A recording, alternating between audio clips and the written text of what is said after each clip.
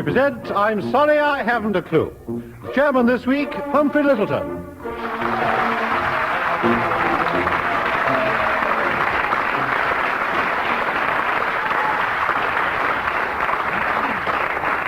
Hello again. Well, this, for want of any mentionable description, is a panel game involving, on one side, John Cleese and Graham Garden. On the other side, Bill Oddie and Tim Brooke-Taylor.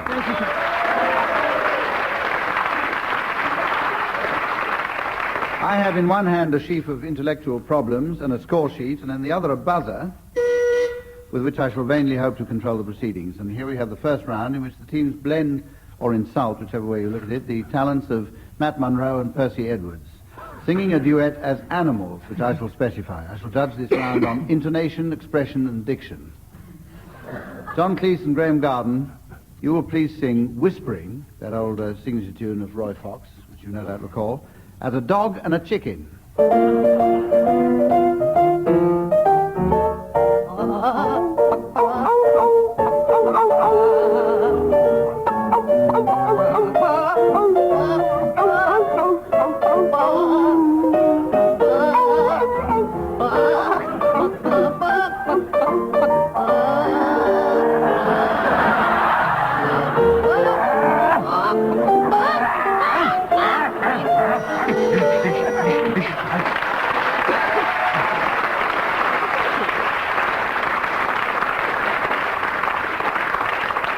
I had to stop that one before John Cleese bit a piece out of the microphone. Bill and Tim, your tune is Tiger Rag, to be sung, please, as a duck and a sheep.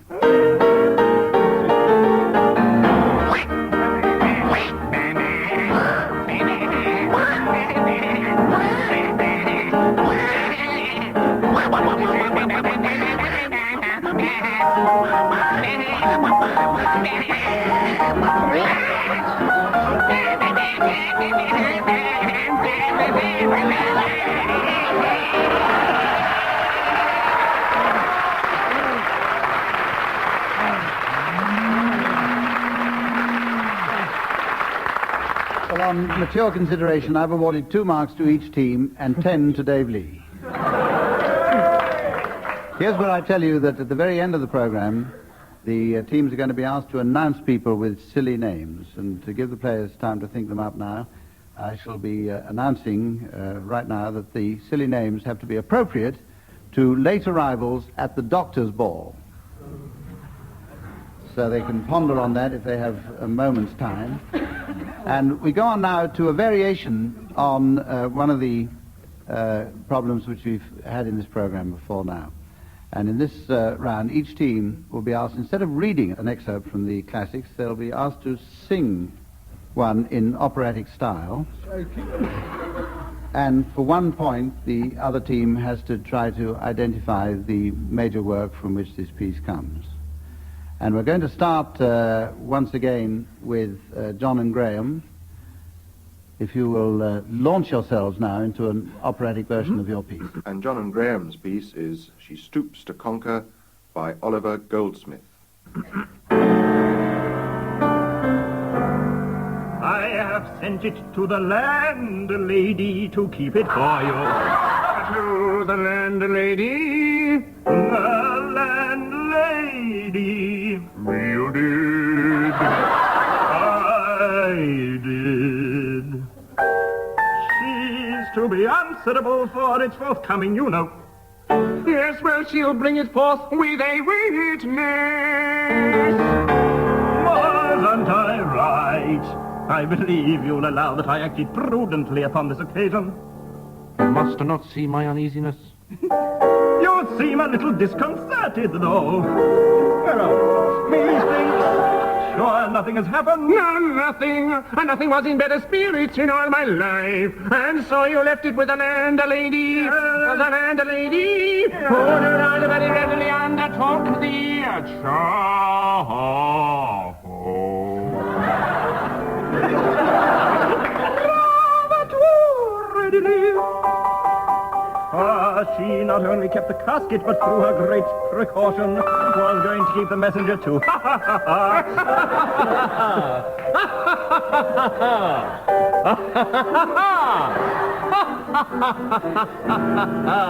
They're safe.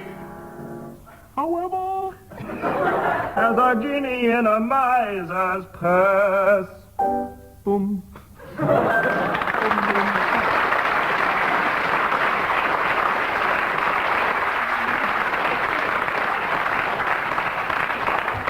Well, I was expecting a duet. There turned out to be a trio there between John Cleese, Graham Garden and Brenda Guthridge.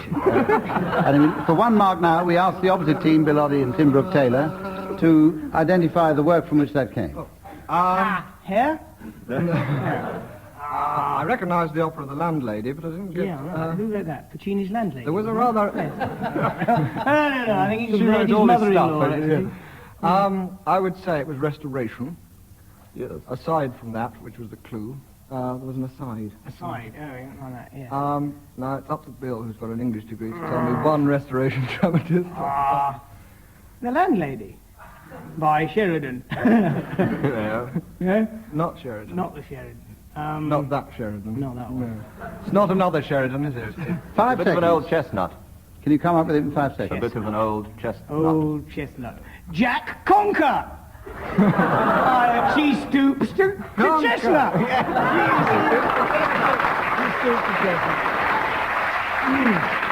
Well, you got your 1 mark there with help, and now it's your turn, Tim and Bill, to come up with your operatic excerpt. Tim and Bill's work is The Importance of Being Earnest by Oscar Wilde.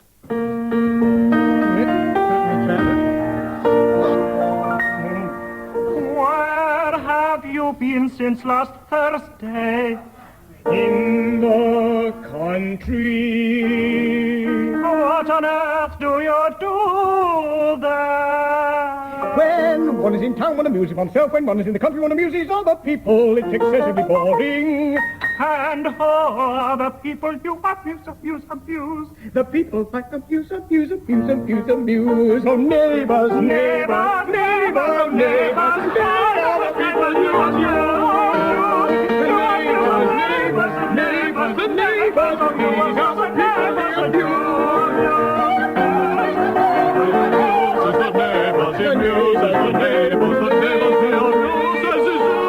all together now. Neighbors, the neighbors, the neighbors, the neighbors, the news is the neighbors, but not the audience.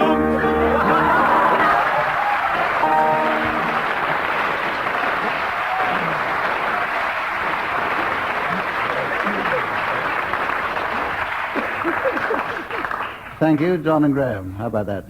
The importance of being earnest. Can you tell me which act? Act 1, Scene 1. Is it? Act 1. Act 1. You've heard that opera before. You get your 1 mark for that. Level pegging at the moment. 3 marks each for each of the teams. And this is where we have the game Word for Word, in which I launch the teams on a succession of words, and they have to come up with words which have absolutely no connection. The other team can press their buzzers and challenge if they can prove to me a satisfactory connection between the words. I'm going to start now with Bill Oddie. And Bill, will you start with the word rocket? Pimple. Yes? Judo instructor. John Cleese has a challenge. Some judo instructors obviously will have pimples. I would have said most, yes. One mark to you for that. I uphold that challenge. And I now, will wouldn't you say that start? about judo instructors. I'd say it about rather pathetic people, but... Let's not go into a discussion, lengthy discussion on instructors? pimples. They're tough and strong, John. To overcome their phobias about pimples. John and Graham, starting off with John, I want you to start with the word sturgeon. Elm tree. Lobotomy. There's a challenge. We've all heard of a tree sturgeon. Yes, but never an elm tree. Certainly have. Elmer tree. We certainly have heard of a tree sturgeon. Yeah, Bill, I'll give you 1 for ingenuity there, if not for spelling. Tim Brooke-Taylor, will you start with the word badger? Ice cream. Pickle. Bucket. Oh, Elephant. Tim used to badger his mother for ice cream. Yes. I think I'll allow that one too, John. Where? It's obviously true. And reasonable Graham Garden, point. will you start with the word chair? Clock. Elf. Backsliding. Spoon. Bucket. Belfast. Curtain. String. Wallaby. Greatness. Terpsichore. Oil. Randy. Challenge there from Tim Brooke-Taylor. Sorry, it was getting interesting. Please let them carry on. Could he go on? It was Turpentine. No, Withdraw that your was a very challenge, boring right. interruption about Terps and oil, so I'd rather they went on about Randy, please. Yes. And we have the rest of that. Randy. Carry on What were with you it. doing, Turpentine? Randy. John Snag. Randiest man I've ever met. Objection there from Tim Brooke-Taylor, which is disallowed on legal grounds. Sorry, John, I said... Bilotti, will you start with the word idiot? Oh, sorry. Objection upheld. Objection upheld, and that scintillating round brings the score to Graham and John 6 and Bill and Tim 5. How exciting. Now we have...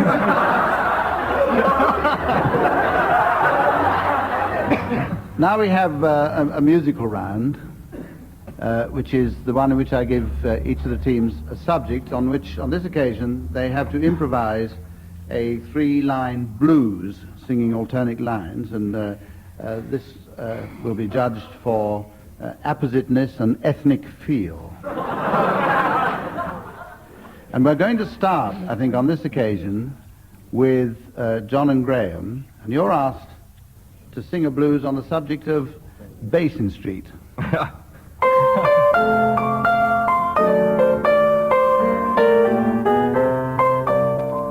I woke up this morning. I've been dreaming about Basin Street. Oh, yeah. Only because I had such a terrible pain. Where do you have the pain, baby? In my feet. Yeah. Right there in my feet. Yes, sir. So I rub in some implication. To stop my feet from hurting. That's sweet.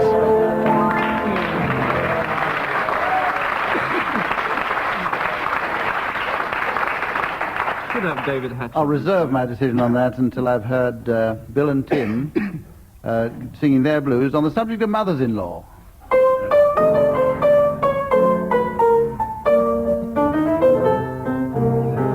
Oh, yeah. Maybe you tell more about mother-in-law. I'll tell you about my mother-in-law. You tell her. Ah, yeah, baby. You gotta tell me about mother-in-law, Daddy. I woke up one morning. And my mother-in-law came to see me. Whoa! That's bad enough. Yeah, I woke up one morning. That's why I got the blues. Well, I wouldn't say my mother-in-law was ugly. But she's got a face like $1 million. Oh, green and crinkly. And spell. Spell, baby. Spell.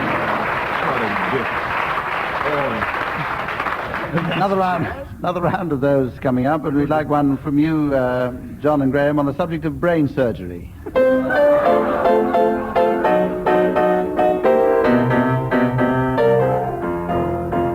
woke up this morning thinking about brain surgery. I just lay there in my bed, thinking about brain surgery. Yes, sirree. Well, I don't know what to make of it. And I sure laugh when I puts my head in the electroencephalograph.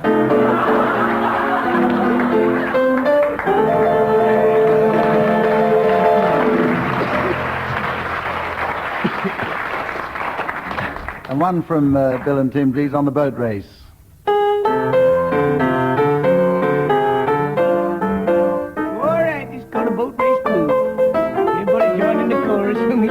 Make it nice, easy rhyme, Dad. Whoa!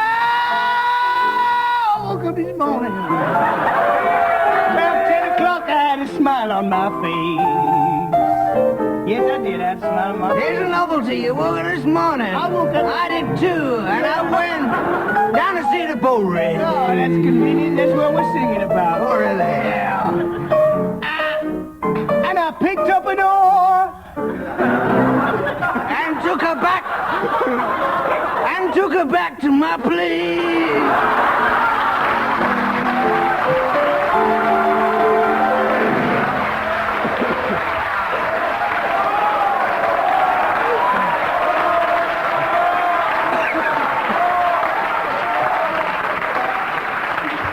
These are fictional stories. A round which puts Tim and Bill in the lead with 12 against John and Graham's 11.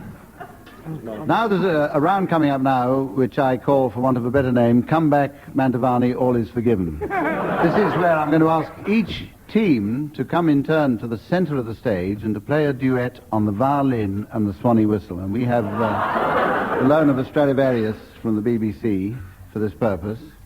And the object of this game is that I have to guess or otherwise find out what particular tune they're playing. First up, I think we'll have John and Graham.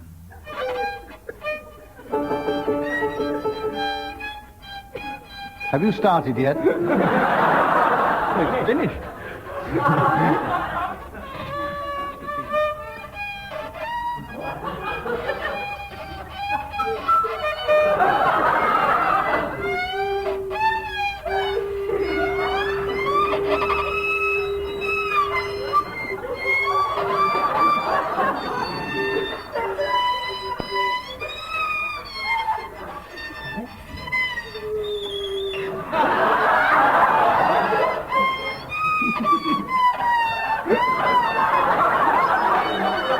All right, I'm sold.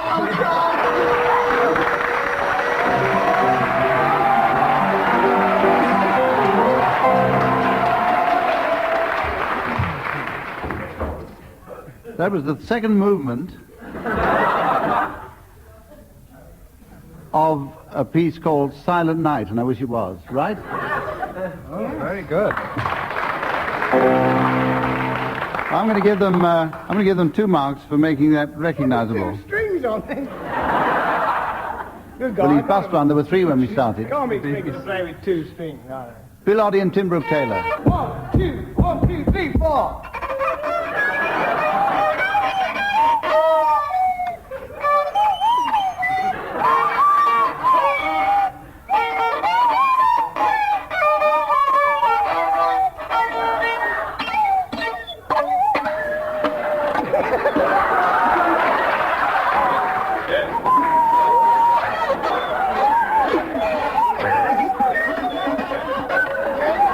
There's another string.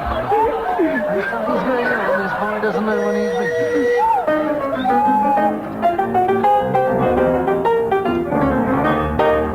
We got it. Thank you, Stefan Grappelli. I'm a bit dubious about this one. I've got to put down 1 or 2 selections. No, don't do it again, please. Nola? No. Beethoven's Pastoral. Mersey Dotes. Closer. I still can't get it. It was actually The Beatles. the Beatles from me to you. And you can keep it. Right, well, that puts John and Graham now in the lead, 13 to Tim and Bill's 12. And we hurry on to the round of impersonations, in which one member from each team is asked to impersonate a well-known person, impersonating another well-known person, reciting a nursery rhyme. We're going to start this occasion with John Cleese, who's going to be asked to impersonate Jimmy Clitheroe, impersonating Alan Wicker, reciting 4 and 20 Blackbirds. Hello, fish face. Just tuning up. Sing a song of sixpence, a pocket full of what? Rye, bourbon, champagne. Who would have expected to find here in this Caribbean island 4 Not 4, but 24 blackbirds baked in a pie. Hello, fish face. Go away. And when the pie was opened, the local parliament was quite surprised to discover that the birds began to sing. Hello, fish face. Hello, fish face. On and on and on. Thank you, and good night.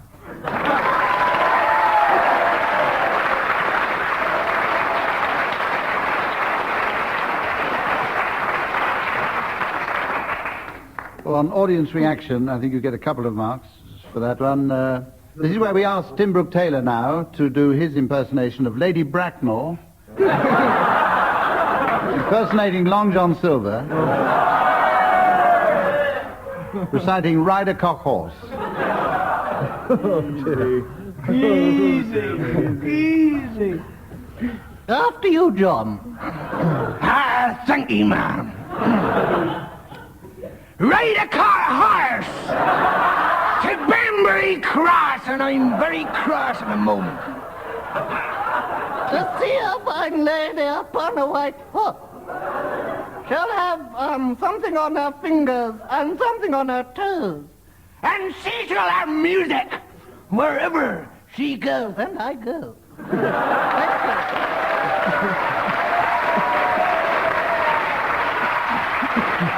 Thank you so much. Still gives me pleasure. Well, I can hardly bring myself to say it, so great is the excitement, but that round puts John and Graham in the lead with 15 against 14 from Tim and Bill. We come to a round which is called a singing relay. One player of each team starts off a song, and he and his partner must sing a duet, but each one singing alternate words. Any player who falters or messes up the game is banished from the BBC for life, and not only that, but 108 points go to the other side, or 2, whichever is the greater.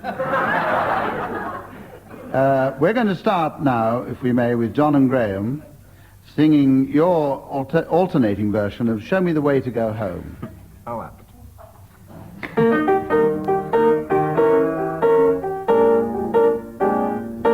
Show me the way to go home. I'm tired and I want to go to bed. I had a little drink about an hour ago, and it's gone right to my head. Wherever I may roam.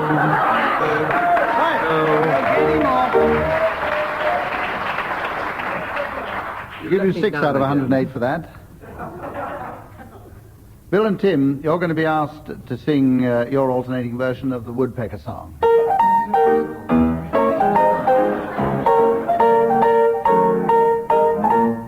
ha ha ha ha ha ha ha ha. That's the Woody Woodpecker song. Ha ha ha ha ha ha ha ha ha. He's up. Appalling! God! Well, you didn't get as far as the others. You can weren't singing the same regain. song.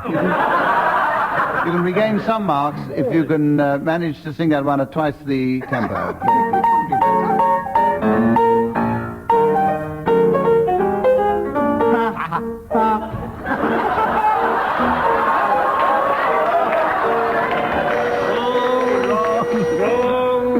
Bill Oddie and the late Tim Brooke-Taylor, surprisingly enough, putting themselves in the lead there with a score of 22 over John and Graham's 21. You have a chance now to make up the score, because this is where we come to the time when I ask the teams in turn to announce the late arrivals at the Doctor's Ball. We'll start on this occasion with your team, Tim Brooke-Taylor and Bill Oddie. Away you go. Introducing the first visitor to the medical ball. I wish I were dead already. Mr. and Mrs. Pathetic. And their daughter, Annie. Pathetic. How about pathetic?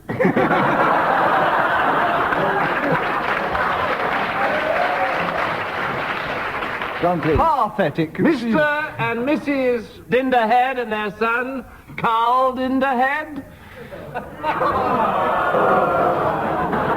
The next arrival at the doctor's ball from the north of England with a northern accent, Uncle Biotic and Antibiotic.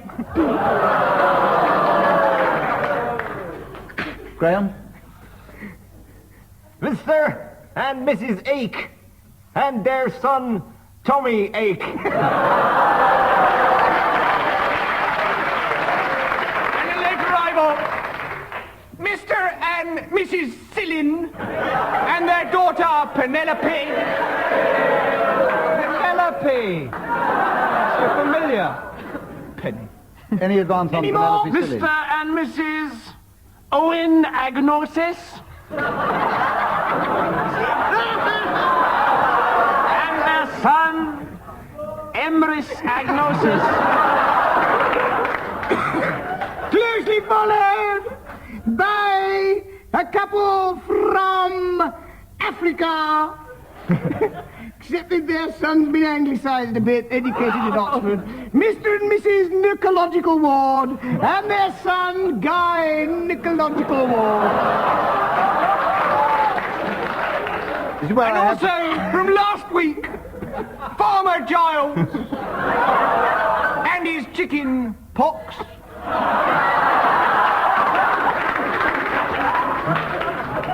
score at the moment. Mr. and Mrs. Aritas and their son. A very popular lad. Everyone knows it. Don't stop, we've got plenty of time. This is where the score is. And finally, Mr. and Mrs. Fisherlim and their son, Artificial Leg. Which brings the score. Mr. and Mrs. Kitus and their son, Brian Kitus. To a win for John Cleese and Graham Garden. It was 32 and 1/16 over Tim and Bill with a score of 33. And now, and you can work that one out. It's time for me to say that it's the end of our session for tonight, and on behalf of our musical accompanist, David Lee,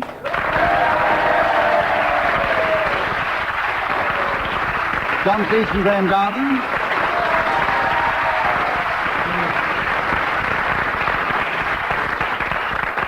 Tim Brooke-Taylor and Bill Oddie,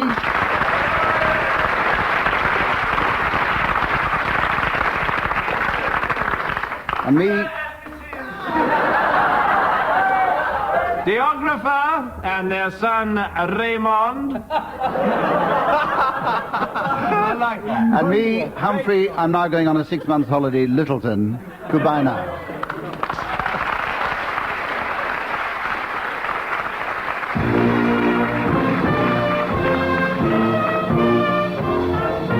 Once more, Humphrey Lyttelton says goodbye on behalf of Tim Brooke-Taylor, John Cleese, Graham Garden, and Bill Oddie. Dave Lee was at the piano, and the producer was John Castles.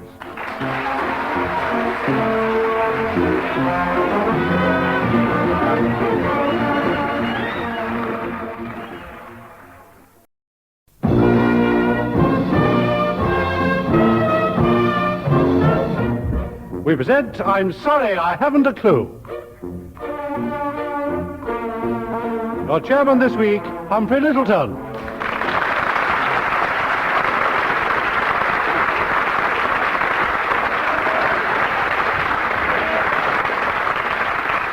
Hello again. This next half hour is hopefully described as a panel game involving two opposing teams. On one side, Graham Garden and John Cleese.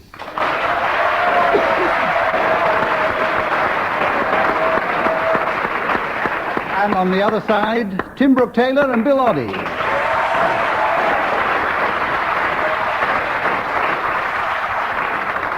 I shall be conducting the game, marshalling the crowds, keeping the score, and hoping devoutly that we all emerge intact at the other end. Here's the first round now, in which I ask each team to sing the words of one song to the tune of another. We're going to start with John Cleese and Graham Garden, and I'm going to ask you to sing the words of How Much Is That Doggy in the Window to the tune of that well-known cavalry and circus march, The Entry of the Gladiators.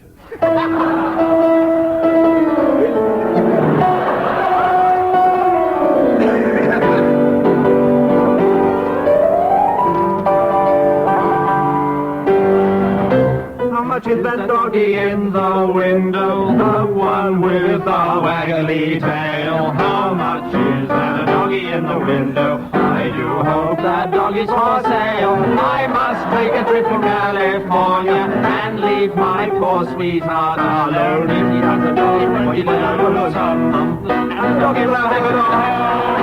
How much is that doggy in the window? The one with the waggly tail. How much is that doggy in the window? I do hope that doggy's for sale. Quite enough, we shouldn't have to sing anymore because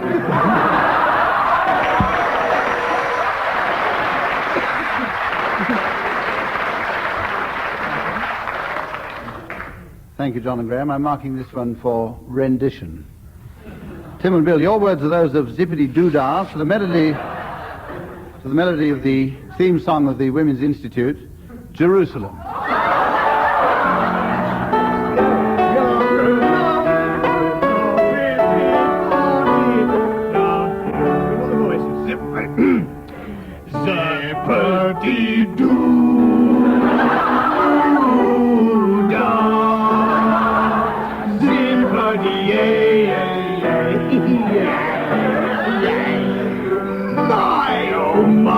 What a wonderful day!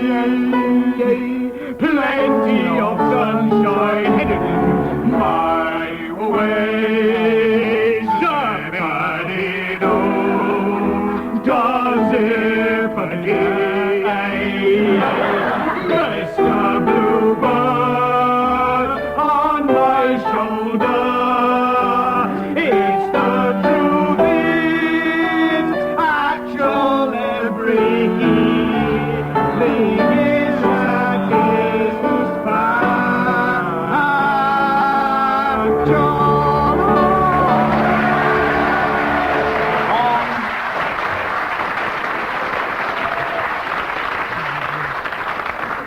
I'm awarding Bill and Tim 1 for that, an award which has been given over the telephone by the Women's Institute themselves. John and Graham, 2 marks for your rendering. We go on to a point in the thing where I have to announce that at the end of the game, at the end of the program, we're going to ask each team to announce people with silly names. And to give the players time to think them up, I'll leave it until the very end of the program before I ask for them, and I'll give them a bit of time to think them out. They're going to be asked to announce people, late arrivals, for the Farmers' Ball. That's coming up later. Teams. And we go on to the second round, which is misleading readings. In this round, each team will read an excerpt from a well-known classic in the English language in a disguised voice, or in disguised voices, and for 1 point, the other side must identify the piece. Our audience here will be told what the pieces are. John and Graham, I'm going to ask you to start. John and Graham's piece is Twelfth Night by William Shakespeare.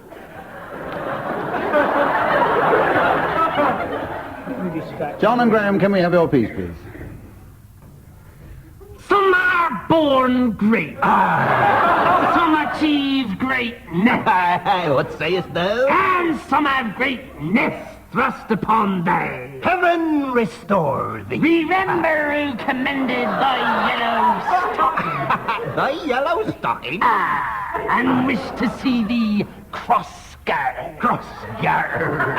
Go to, thou art made, if thou desirest to be so. Am I made? If not, let me see thee a servant still. Why, that's in very midsummer madness. Yes.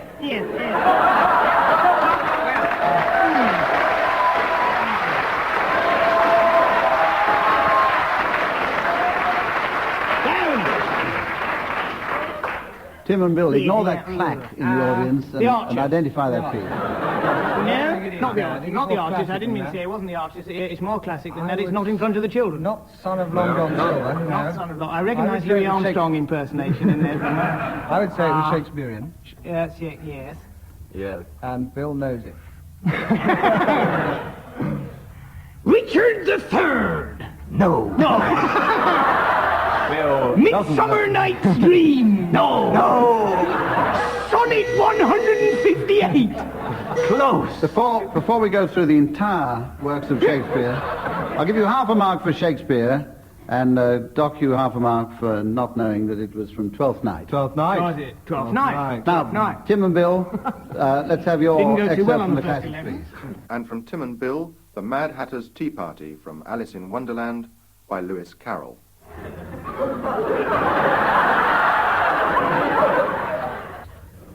You might just as well say that I breathe when I sleep is the same thing as I sleep when I breathe. What? It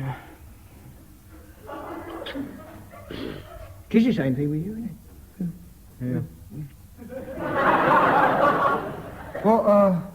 What day of the month is it? It's the fourth day of the month. 2 days wrong. Told you, butter wouldn't suit the works. It's your best butter. Yeah, best butter, but some crumbs must have got in as well. You shouldn't have put it in with the bread knife. What a funny watch. It tells the day of the month and doesn't tell what o'clock it is. Why should it? Does your watch tell what year it is? Of course not. But that's because it stays the same year for such a long time together. It's just a case of... I think I'm going out for a cup of tea.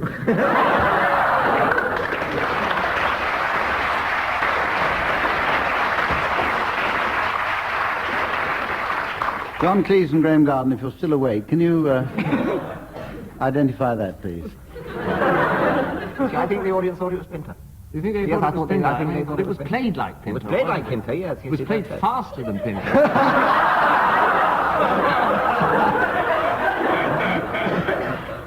Read a Pinter player, Dad. Let me have the answer in 5 seconds, please. It's the long, boring play. It's an autobiography of Wilson, Keppel and Betty by... Very close. I think by Stanley Baldwin's second son. No. It's in fact from the Mad Hatter's Tea Party, Lewis Carroll. No. Really?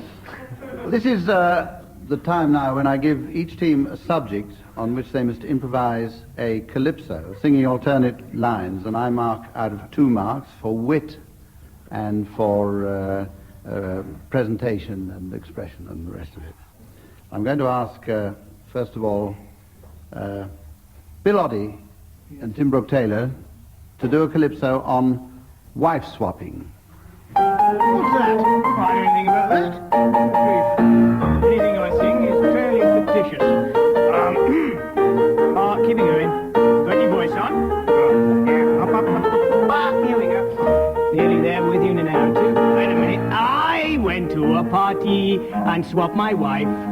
It was the best time in my life. I really did have a lot of fun. For my swap, I got 2 for 1.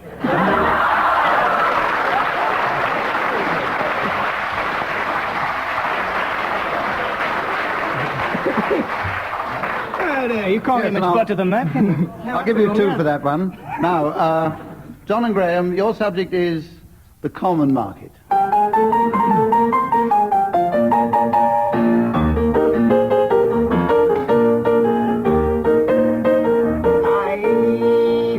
About the common market yesterday. Oh, it seems such a long way away. So only one question I want the answer to. What on earth will Pompey do?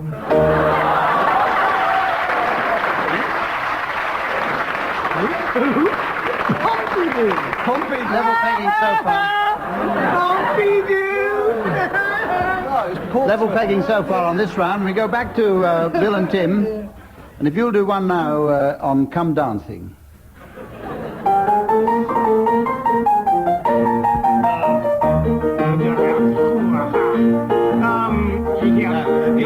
Oh yeah, man, yeah. Definitely. Keep going, baby, that's right. Let us get The day I went to see Come Dancing. And round the floor, all the people were prancing. There were lots of girls looking their best.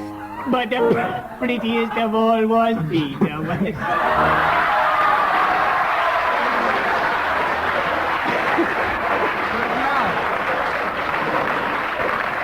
Yes, a libel action. 3 marks out of 2 for that. And now, John and Graham, one from you on the Olympic Games. The last Olympic Games were held in Rome, which is a long way from home. This lot'll be at Munich town. Munich City. Oh. And I also think that Peter West is pretty.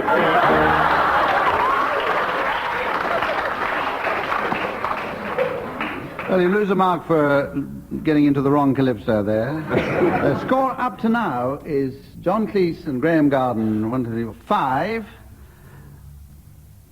Bill Oddie and Tim Brooke-Taylor. Oh, we've got halves in here. 5, 6, 7, 8.5. Absolutely. And we move on to the round called Word for Word, in which I give members of the team in turn a word. They have to come up with a word which has no connection with it whatsoever. Each team has a buzzer, and the opposite team can challenge any word if they can and get a mark if they prove to me that the word has a connection. John Cleese, I want you to start off with the word rent. Turnip. Contrapuntal. Bat. Recidivist. Mouse. Artichoke. Intermarriage. Calligraphic. Batter. Stem gun. Challenge there from Tim Brooke-Taylor. It's only because they're using words I don't understand. The only reason I didn't buzz them is that I don't understand them either. Therefore, I think... In that case, there is a connection insofar as we do not understand the last few words. But I'm going to put down, a mark there to Bill and Tim and ask Bill Oddie to start with the word rocket. Runt. Why did I say that? He's talking about himself, isn't he? Bicycle clips. Bicycle clips and runt? Yes. You said he was talking about himself. Yes, 1 mark. 1 mark. Objection upheld. Let's get this thing moving. Let's get the show on the road, baby. Graham Garden, will you start with the word limp? Brown. Stole. Egg. Stoat. Objection there. Is that stole? Stole. Yeah, most stoles are brown, aren't they? Yes, they are. You got a mark for that. Oh, very tenuous. No, you know, I mean, if you play all this those game that aren't seriously. silver and... Yeah. all the rest. Yes, most yes. stoles are brown. And for that, you can start, Tim Brooke-Taylor, with the thank word you. rook. Bicycle clip.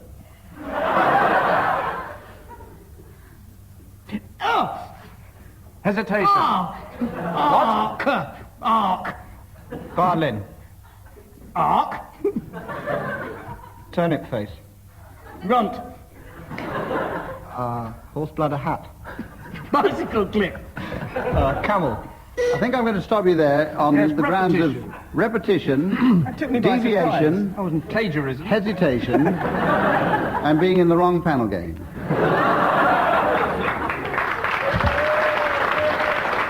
I think it's time to hurry on to the next round, which is one which, for want of a better name, we call Spot the Noise. And this time I shall ask each player to listen to a selection of BBC sound effects and on the spur of the moment to invent a story or situation to match them. I'm going to start with John Cleese and number 1 sound effect, please.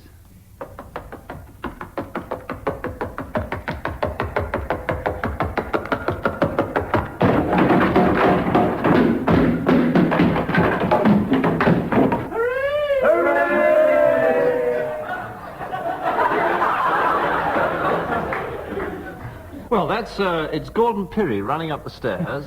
He runs up one flight, and then he runs along a completely flat passage, but pretending that he's running upstairs, which you can tell from the change in rhythm.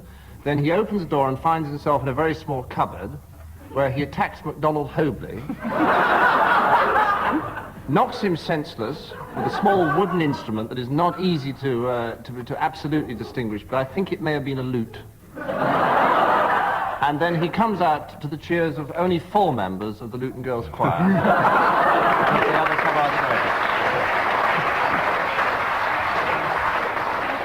Luton Girls Choir. In this round, I'm not going to attempt to do the judging myself. We have a sensitive machine up here which will measure the volume of the audience's reaction. It's called an eardrum. And, the length of the applause for that was 5 seconds, which shouldn't take very long to beat. Let's have the next sound effect. We'll have the story attached to it by Tim Brooke-Taylor.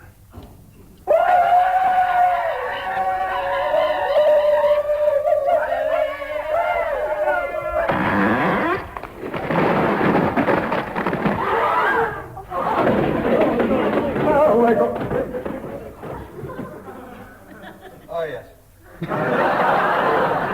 That's members of Parliament going into the lobby to vote. Complaining about indiscipline in the trade unions. That's what I think it is, going into the lobby to vote. Oh, come on. You've got 6 seconds.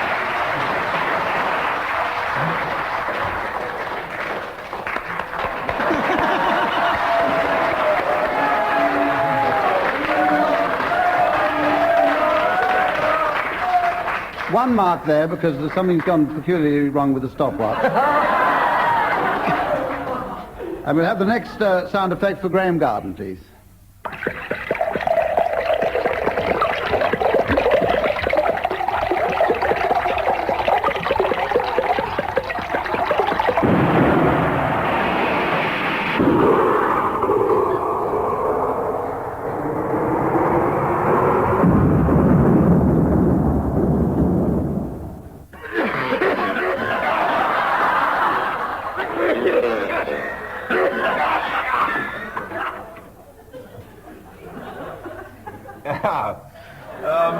The sound which you just heard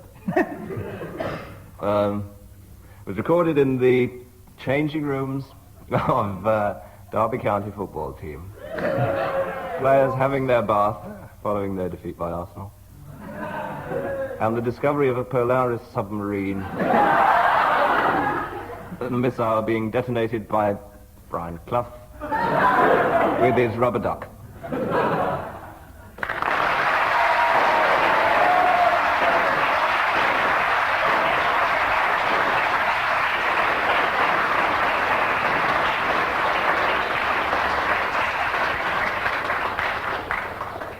10 seconds of rather half-hearted applause there. See if we can 3 marks. That's good. And fourth one now for Bill Oddie, please.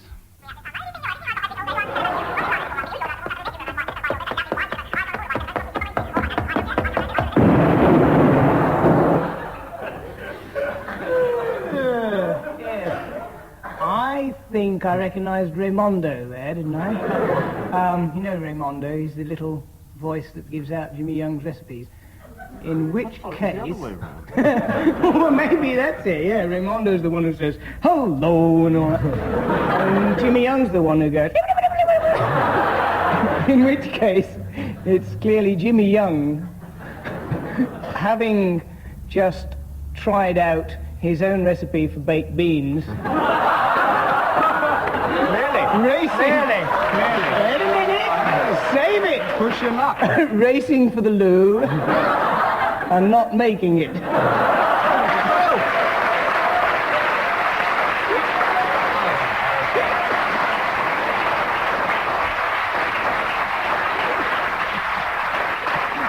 very unpleasant, isn't it?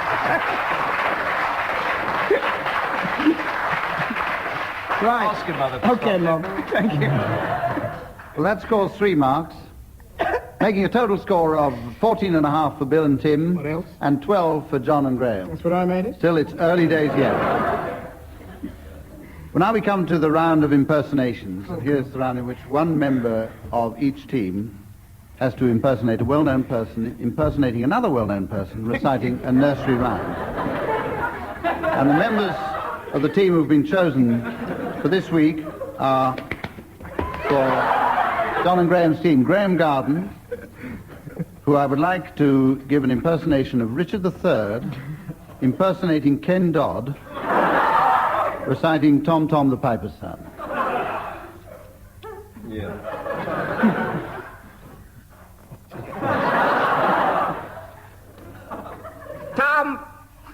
Tom the Piper's Son.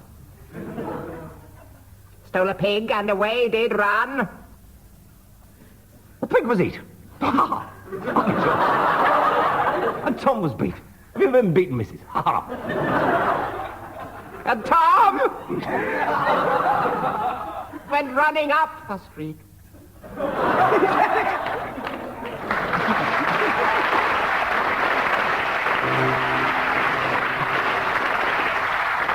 Thank you, Graham Garden. Over now to Bill Oddie on the other side, who's going to be asked to impersonate Frankie Howard, impersonating Mickey Mouse, reciting Bar Bar Black Sheep. Yes. Hi there, Frankie. That's not bad. Not bad for Frankie Howard. It's not bad for Frankie. Now let's get Mickey. Hey, no, well, here we go. Yes. Hey, no, shush. Bar Bar Black Sheep. Hey? Have you any wool? Yes, I have. No, I haven't. Yes, sir. Yes, sir. 3 bags full. Ooh, 1. Wait, no, hush a minute. There we are. 1 for the master. 1 for the dame. And 1 for the little mouse who lives down the lane.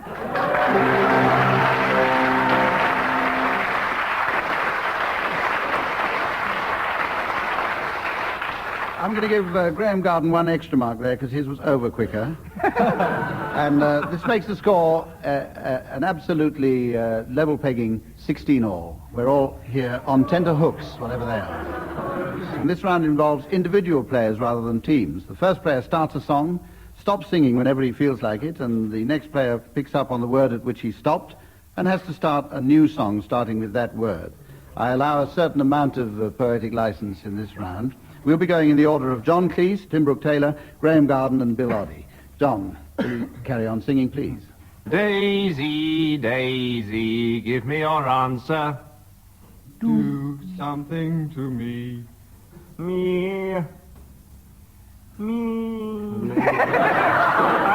I call myself far a long, long way. Way down upon the Swanee River. That's not fair, far, far away. Way down upon the bay. Wait a minute. Wait. I give up. John Cleese has given up there. We're going to start now. He gets, of course, no marks for that. We're going to start now with Tim Brooke-Taylor. Will you start a song, please? Oh, I do like to be beside the seaside. Oh, I do like to be beside. Beside. I'll be beside. I'll walk. I'll walk beside you. You're driving me crazy. I want to dive to you. Skip the oh, you. You're driving me crazy. What? John Cleese, what? What is that doggy in the window?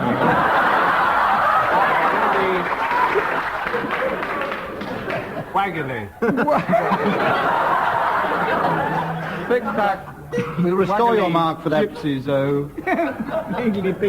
Wiggly waggly gypsies, oh. Something like that. Enough of the wiggly waggly gypsies. We've restored John Cleese's mark there, and we've given 2 marks each on that round. And we go on now to the round which I spoke about early on, which is the last round in the program. And this is the one where I asked the teams to announce the late arrivals at the Farmers' Ball with names of their own invention. And we'll kick off this one with John and Graham. Mr. and Mrs. Tree Farmer and their son, Paul Tree Farmer.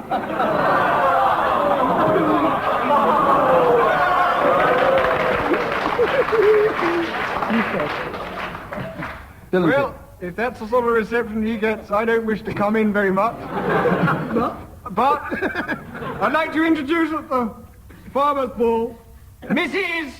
Suitical and Farmer Suitical. He should be at the chemist's ball. He's also going on later to the chemist's ball. He should have gone there first. Mr. and Mrs. Liza, all together now. And their son, Ferdy. Not to mention their friends from Scotland, the McSpreaders.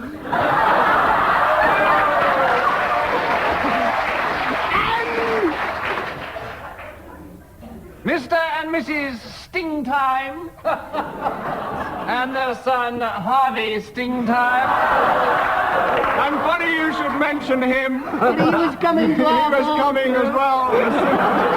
So was Fertilizer. But Mr. and Mrs. Festival and their son, Harvey Festival. And at the piano, providing the music, the famous blues singer, Rhode Island Red. And, of course, finally, Farmer Giles and his horse manure. And a late arrival, Mr. and Mrs. King Machine and their son, Emil King Machine.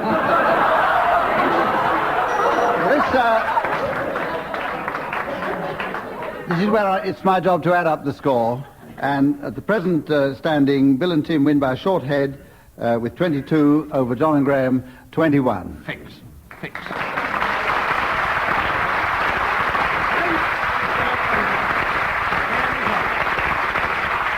And with that breathlessly exciting score being held over till next week, it's goodbye from me, from our musical accompanist Dave Lee, and from our two teams, John Cleese and Graham Garden, Tim Brooke-Taylor and Bill Oddie.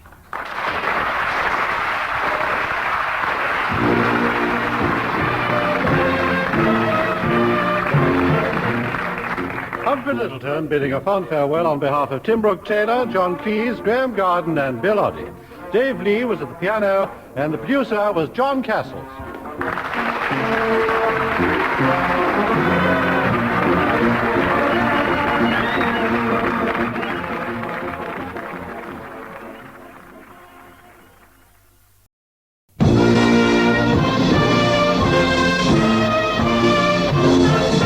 We present I'm Sorry I Haven't a Clue, a panel game. And your chairman this week, Barry Cryer. Hello again. Once again, we're gathered here to perpetrate this monstrous panel game. In the blue corner, Graham, hello, Cheeky Garden, and Joe, hello, Sailor Kendall. Their opponents, Tim Brooke, hello, Taylor, and Bill, goodbye, Oddie. Now, normally, we start with the musical round, and I'm afraid this week is no exception. In this round, ladies and gentlemen, I'm going to ask each team to sing a song, but they'll have to sing it as animals. Can't do it? Can't do it? You'll have to. Graham and Joe, I want you to sing Hernando's Hideaway, but in fact as a dog and a cat. Easy.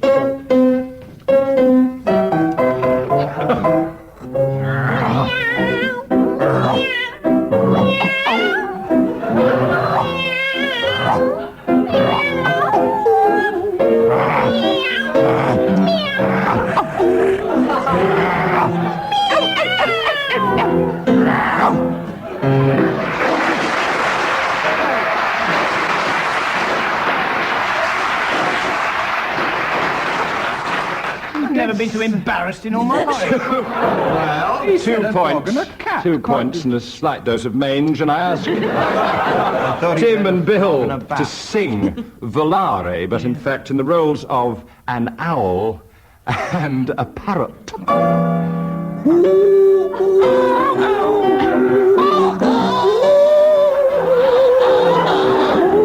a pretty boy there?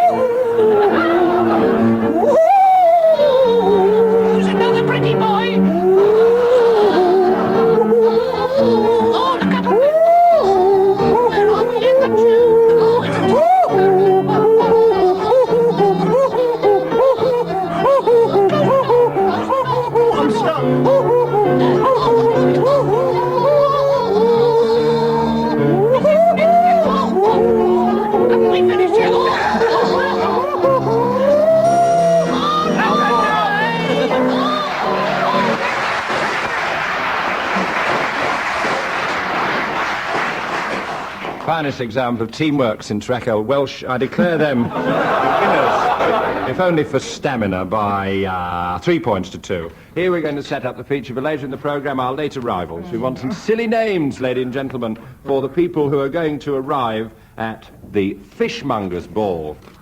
The Fishmongers Ball, later in the programme. Can we have your late arrivals, please? And we will, in fact, leap on. Let's have a musical interlude with Blues Time, ladies and gentlemen, Blues Time.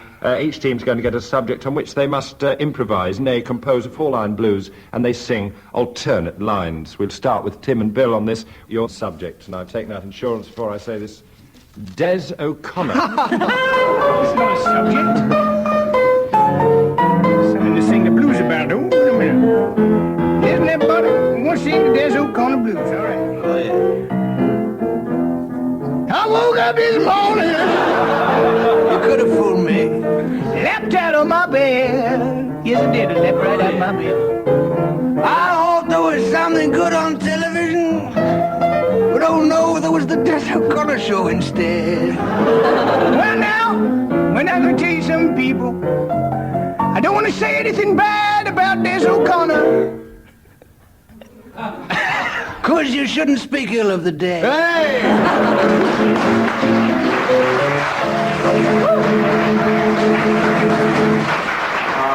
Sorry, Mrs. O'Connor. Des O'Connor in drag has just left the studio.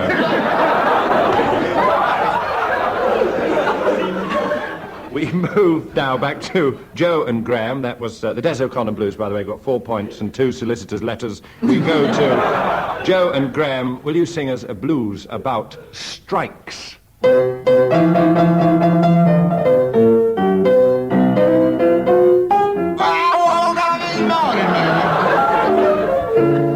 Think about the Industrial Relations Bill. Oh, yeah. Yeah.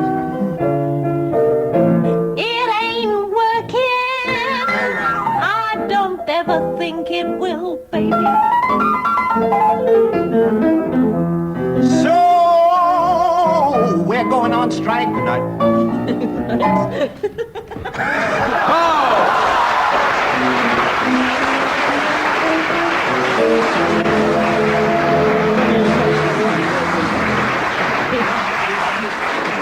For everyone at home, they walked off. Shabby but effective, shabby but effective. You won that round by 1 point, Joe and Graham. We move to misleading readings. Misleading readings, our next round.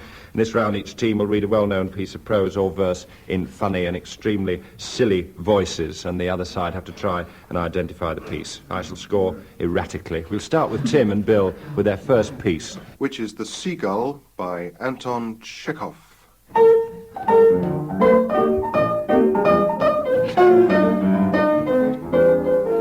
Won't be very nice if someone meets her in the garden and tells Mama. Bring the tea in as well. Here's the thing I was telling you about. This is what you ordered, man. I don't remember. No, I don't remember.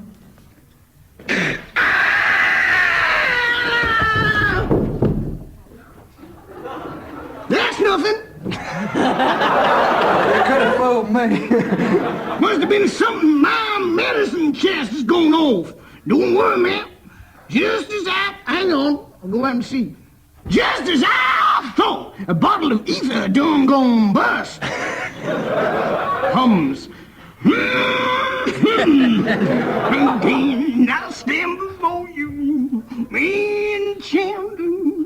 Oh, pardon me. It reminded me of how, everything went dark for a moment. The fact is, Konstantin Gavrilovich done shot himself. That could be a clue. Could be a clue. Konstantin had shot himself at the end of that piece. Ah, yes, you see. And are we surprised? Not a bit. Is it by Chekhov? It is. Is it? No sex, please, we're British. Warm. Chekhov! Seagull. Oh, Language, Bill, language. The seagull. The seagull quite The seagull is quite correct. The seagull is quite correct. Oh, I think a resounding 5 points all told for Joe and Graham. And now it's Joe and Graham's turn. With Pygmalion by George Bernard Shaw. Could we please have some Scottish music?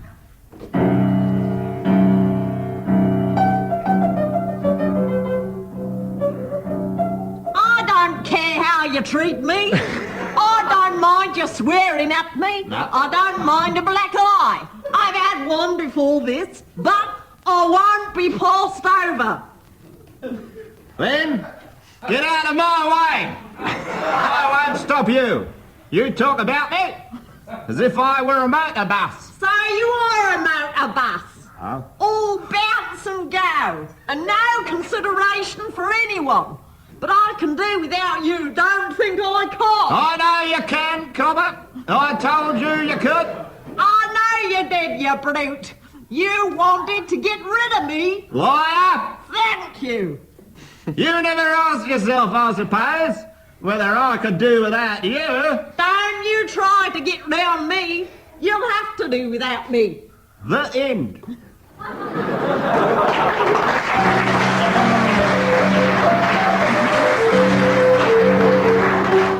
An extract. Des O'Connor in drag has just returned to the studio.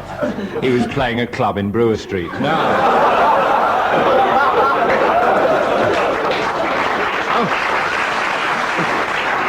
He returned. You remember the plot we returned? I have no idea what they were That was an talking extract from Dr. Dinkham's casebook, but you have to guess what it really was. There was a reference to being passed over at the beginning. Yes. Sounds religious, Passover. Jesus Christ Superstar? No. Australian Superstar. Australian. Rolf Harris Superstar. Don't think Australian No will reason, help couldn't you be Bill, that. at all. Bit of a pig.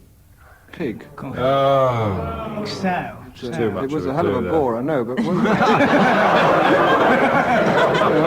Porky and Bess? No.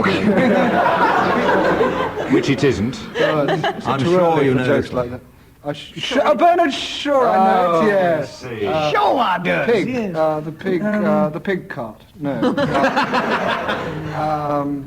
The doctor's Cowmalion. The doctor's Cowmalion, you're so warm. The doctor's dilemma. Let's... No. You've got it, haven't you? You have got it. Yeah, but that's nothing to do with the program. Just don't come near me. That's just the doctor's dilemma. Say it again, Bill. Say what you said before, just this minute. Cowmalion. Cowmalion, indeed. Or read Pygmalion by Artie Shaw, you're quite correct there. And it's to all misleading readings. Did you, heifer? Did you? No, you haven't. Now, on to the next round. And I'm going to ask each member of each team to, in fact, declaim a well-known poem, but they have to declaim it tunefully, ladies and gentlemen, because you have to sing a well-known poem. We're going to start with Graham Garden. And so it's Graham Garden singing Gray's Elegy in a country churchyard to the tune Darktown Strutters Ball.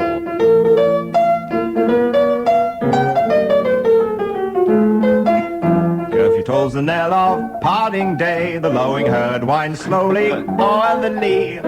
The ploughman homeward plods his weary way and leaves the world to darkness and to me. Now fades the glimmering landscape on the sight, and all the air a solemn stillness holds, save where the beetle wheels his droning flight. Drowsy tinklings all the distant falls, save that from yonder ivy mantle tower the moping owl does soon complain.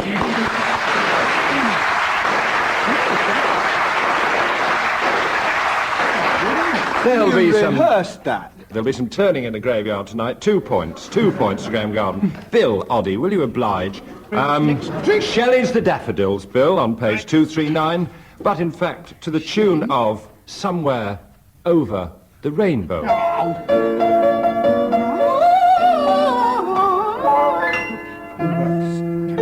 I wandered only as a cloud that flies on high, o'er vales and hills, when all at once I saw a crowd of hosts of golden daffodils beside the lake, beneath the trees fluttering and dancing in the breeze continuous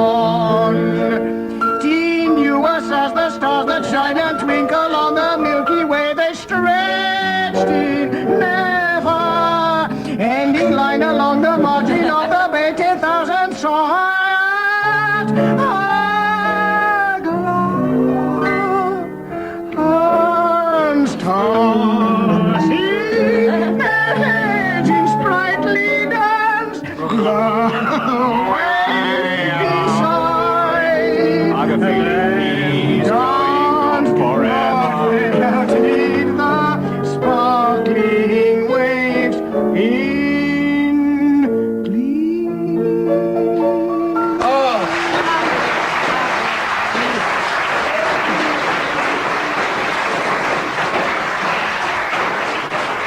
We've reached the end of the rainbow. 4 points to Bill-Oddie, and of course it's just been pointed out to me that the Daffodils was of course written by Wordsworth and not Shelley.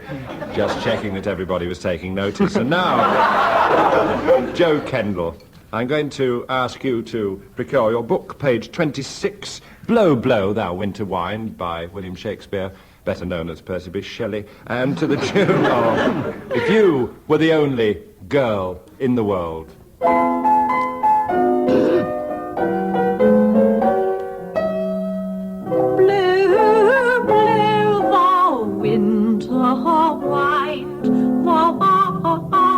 Not so unkind as fancy and gratitude. Thy tooth is not so keen because thou art not seen, although thy breath be rude. Hey-ho, sing hey-ho into the green holly. Most friendship is feigning, most loving mere folly. Then hey-ho the holly, this life is most jolly. Freeze, freeze thou bitter sky, thou dost not fight so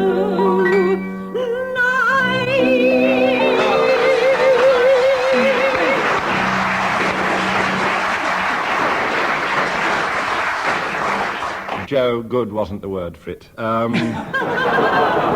2 again for that. Now, Tim Brooke-Taylor. I've done mine. Tiger, Tiger, by the well-known spy, William Blake, to the tune of Around the World. Is that 80 days, Tim? Yes. I'll search for you, that one. Tiger, tiger, burning bright in the forest of the night. Mortal hand or I could frame thy fearful symmetry in what a distant deep so skies went the fire of thine eyes. On what wings they aspire, what the hand and seas alive.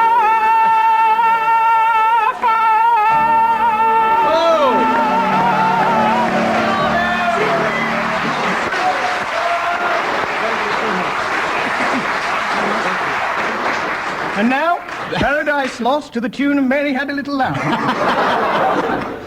Those trousers did you the world of good, Tim. They were. Well-known tenor marked down to 7.5. Tim Brooke-Taylor, a resounding win for Tim and Bill by 8 points to 4. Pull up your socks, Joe and Graham. Now for a rather bizarre item entitled Tag Wrestling. I think I ought to explain that. Tag in this instance meaning tagline, punchline, final line. I'm going to give each team the final line of a hopefully short story. A member of one team must start the story and obviously head straight for the end of their own particular story before I press my hooter, if you'll pardon the expression. And then a member of the other team must then take up the story very quickly, but they're heading for their punchline. Now, the first team to reach their tag wins, and in the event of nobody finishing, I shall probably fall asleep. Now we go, first of all, to Tim and Bill, and your tagline of your story is, so the choir went home and we could see our knees again just over the top of the roof. And so the choir went home and we could see our knees again over the top of the roof. Joe and Graham, the tagline of your story this time is, the spaceship landed safely, proving porridge is inflammable in a leap year. The spaceship landed safely, proving porridge is inflammable in a leap year.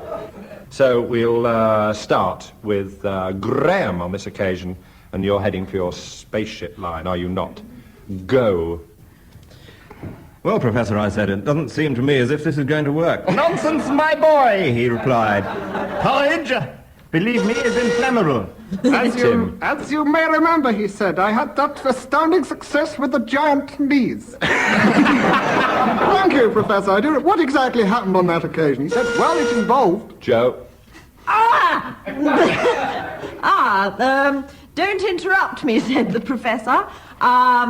And then the second experiment you did was when the spaceship landed safely. Well, also on the subject of giant knees, insofar as the first lot deflated. So I made another lot, and of course we were hoping for success, so we went to the church to pray for the giant knees. We took them along there, and we asked the vicar to bless them.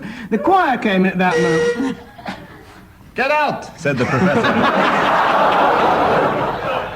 Are the vats full of porridge? Yes, sir. Right, prepare for blast-off. And away we went. Excuse me, said the professor, I have these loony moments when I suddenly talk about strange things. Let us get back to the choir who are just coming in. Ooh. Ah! But the spaceship had already gone off with its inflammable porridge as fuel, and... Naturally, the noise this made passing through the sound barrier was as if 1,000 Concords had passed that way, and the roof of the church collapsed at that moment, thus lowering... Luckily, the choir leaped out of the way. The spaceship landed safely, proving porridge is inflammable in a leap year. Yes!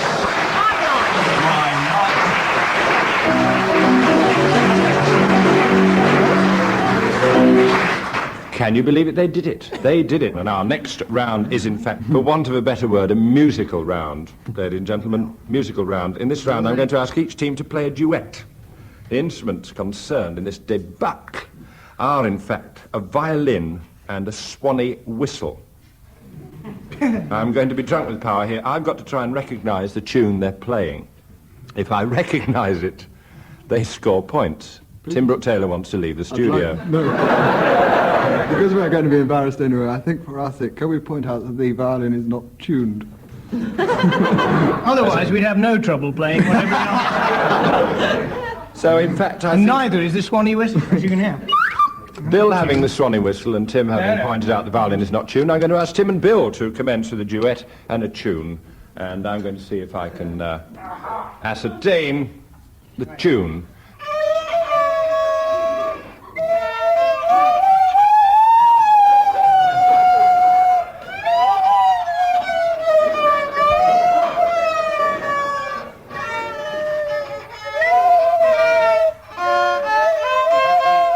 That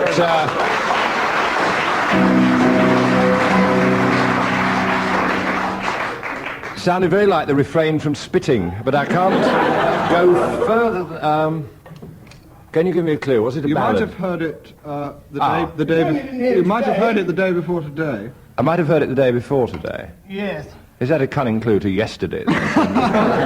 Yes. I'll give you 2 points for that, and will in fact ask Joe and Graham, instruments akimbo, to play their duet. The Albert Hall is just catching.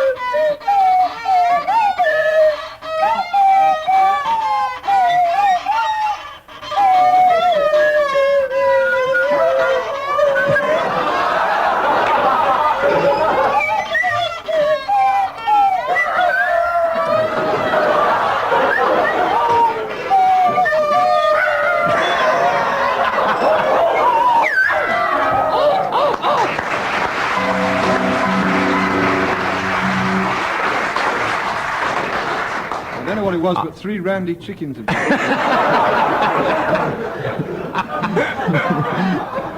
It wasn't worth 3 randy chickens, was it? That old Croat folk song. No. I clapped at the end, but I didn't want to be the odd one out. Is this a pop song in its loosest sense? It was once. It was once, yes. No longer after that. Recent pop song, was it? Yeah, it gave me a nasty freight. It gave you a nasty freight. Freight. I caught your intonation there. I shall throw it back to you. Freight. What song do I know? Freight Train. Yeah. No. Nancy Whiskey and Chas McDevitt. Chas McDevitt. Absolutely right. I recognise it. I'm going to give you 4 for that. I'm going to give you 4 for that. He said maliciously. Thank you for people with taste and discrimination. The mutiny is breaking up.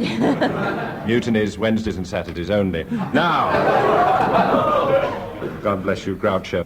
We race on to a round rather archly entitled What a Carry On, in which members of our teams are going to be asked to sing songs and they can stop on a word of their choice in the lyric. This has to be followed on with a song starting with that word. Although I will allow a certain amount of overlapping, which of course won't be seen by the people at home, so get away with it. So, Well, in fact, I think we'll start with Bill Oddie, who will sing and stop on a word of his choice. When you begin, it brings back a night and day. You are the one, only you are my heart's desire. Was that desire or delight? Desire. Desire. It should be delight. I'm going to give you a point for that. Delight. Joe and Graham, because Oh, Tim should have said delight there. I'll give you a point. Carry on from delight, please, Graham. Sorry, Tim, not desire. No, perfectly right. How did look at life? Delightful to know and heaven to kiss. Just allow that, yes. Kiss is my lucky day.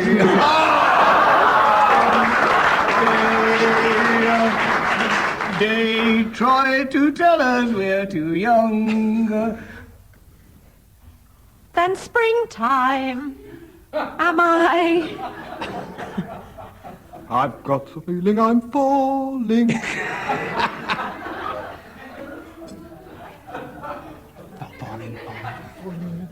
Falling in love again. What have I to do? Never wanted to. But I've got them. Lovely black eyes. Oh! You beautiful doll, you great, big, beautiful. Doll, singing doll. What was the... Now, we've gone... I'm going to score Tim and Bill 6-4. And now we revert to late arrivals. You may remember I asked for people who are going to arrive at the Fishmongers Ball. And first we'll go this time to Joe and Graham, who arrived at the Fishmongers Ball.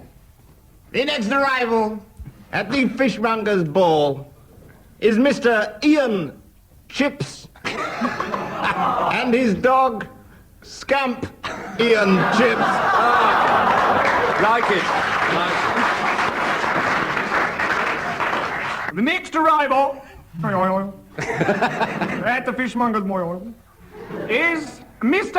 and Mrs. Itted Place and their son, Phil. Oh. Itted. Scampy.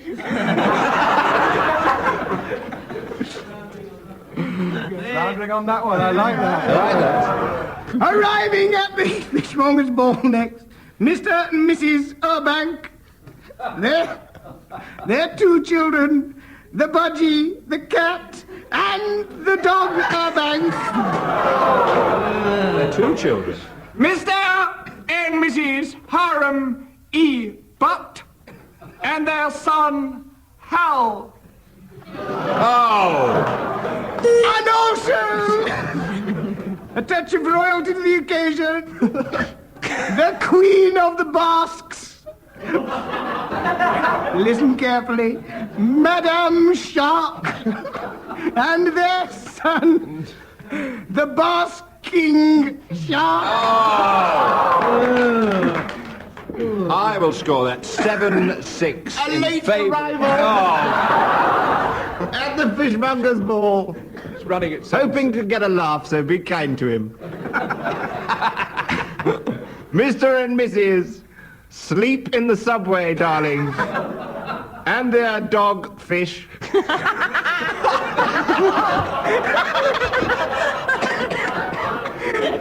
has now left. That joke is ahead of its time, which is about 11:30 this evening. So I score 7-6 in favour of Tim and Bill on that round. One last quick round, and this is rather a novel one. For this round, I'm going to ask each team to give me £5. Right, that's it. No points for anyone. I win. I'm going home. Good night for now. Bye.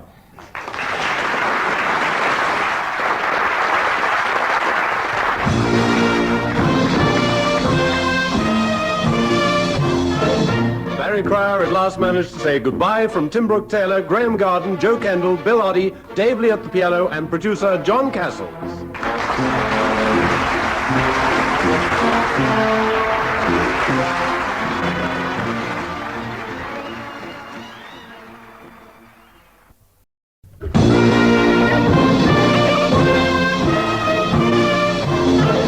We present I'm Sorry I Haven't a Clue, a panel game. And your chairman this week, Barry Cryer.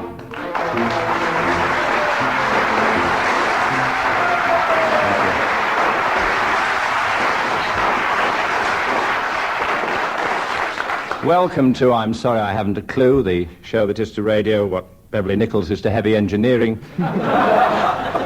It's a closely knitted panel game played to clearly defined rules, and I'm, of course, the lovely Duchess of Bedford. May I introduce, said he, picking up his written ad-libs, the members of our teams on this occasion. On my left, Joe, let's blindfold the band and tango till dawn, Kendall.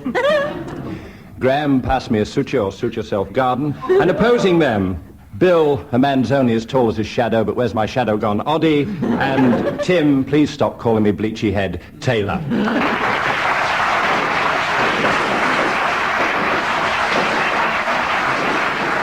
And we do, in fact, start with our initial round, which is Calypso time, ladies and gentlemen. And by the way, I've just spotted Henry Cooper in our audience. Oh, I'm sorry, madam. The flash of an earring deceived me. I'll give each team a subject on which they must improvise a 4-line Calypso, singing alternate lines. We'll start with Tim and Bill, and your subject, gentlemen, the Loch Ness Monster.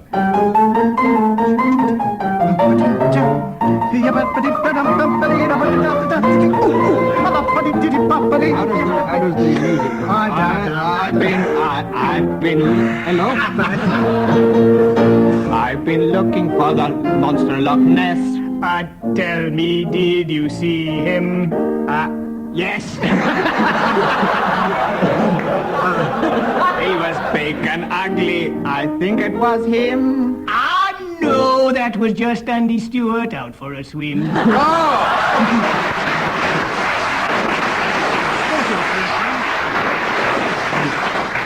4 points, hitting hard. Back to Joe and Graham. Oh, now, the Snowdon Aviary. The Snowdon Aviary.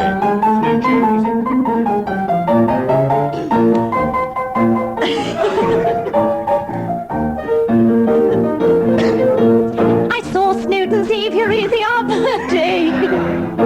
It didn't look very nice, and I must say.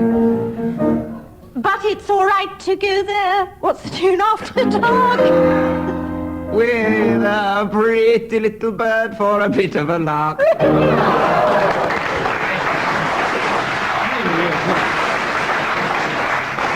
We will lose the West Indies next. I only give two. So it's in fact an overall win to Tell Tim I read and Bill. And now,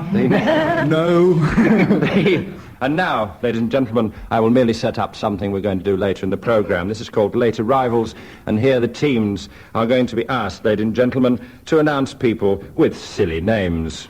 We're going to give you some time to think them up. These silly people are the late arrivals at the Furniture Salesmans Ball.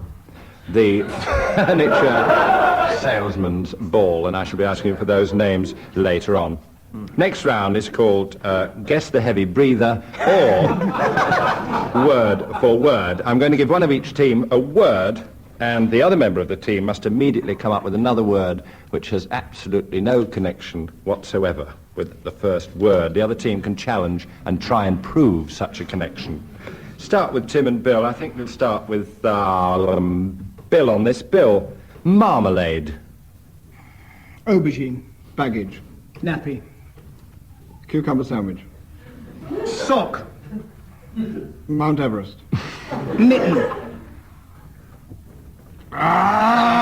Cauliflower. Galosh.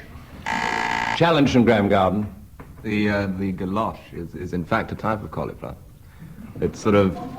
It is? Prove it! It is! I call upon you, sir. Prove Look it. me Prove straight it. in the eye and say that. A galosh is a type of cauliflower. Everybody in the audience know that. I'm going to give 1 point to Tim and Bill for the that joke? arrant impertinence of that challenge, Mr. Wow. Gardner. In fact, I will go to Mr. Gardner and I will say to him the word truss. Pentateuch. Pentateuch, for anybody who didn't hear that. Joe. Light bulb. Fourth of Firth. Horse. Buffalo. Challenged by Bill Oddie. Buffalo and horse are both quadrupeds. Oh, splendid. Irrefutable. And animals. Irrefutable. All right? Irrefutable. All right, Irrefutable. yes, I'll Let's start another one, this time with Tim Brooke-Taylor and the word Tim. Inkwell. Button. Elephant. Horseradish sauce. Knee socks. Goat. Lingerie. Filthy. Graham Garden's finger being pressed by Joe Kendall, which is a strange team arrangement. What's the... Prove a connection there. Prove a connection, please. Well, I don't want to go into Tim Brooke-Taylor's mind, but there's clearly a connection between lingerie and filth. You may have filthy lingerie, but I thought his is perfectly clean, and so nothing to do with it whatsoever. 2 points. I appeal to our fair chairman. I thought for one incredible moment Joe was going to say she didn't want to go into your lingerie, but the moment passed. What a relief. The moment passed, and we will go on from that. You are leading, you two over there, on my right. Of course. We will, in fact, give Joe a word. The word is stamp. Jumper. Paw beagle. Cigarette butt.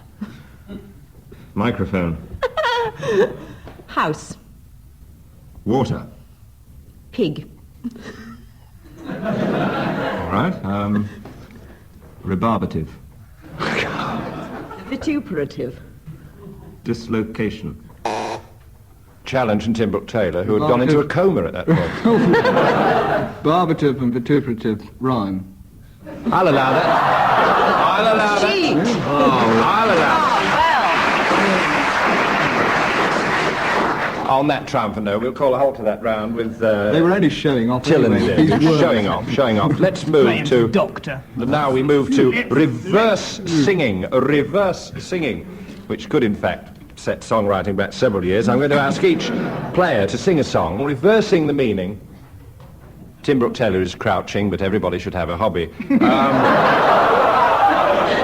Let me give you a for instance. You have to sing a song reversing the meaning of the words, lady and gent. Let me give you a quick for instance. If it was Daisy, Daisy, give me a round to do, it'd be something on the lines of Buttercup, Buttercup, please don't tell me your question, I'm totally mad. Of that ilk, of that order. Yes. I'm sure that's crystal clear. I'm having a crystal here, I wouldn't know. So we start with Joe Kendall. Joe Kendall, would you in fact sing? My old man's a dustman, but reverse the meaning of as many words as possible, in fact.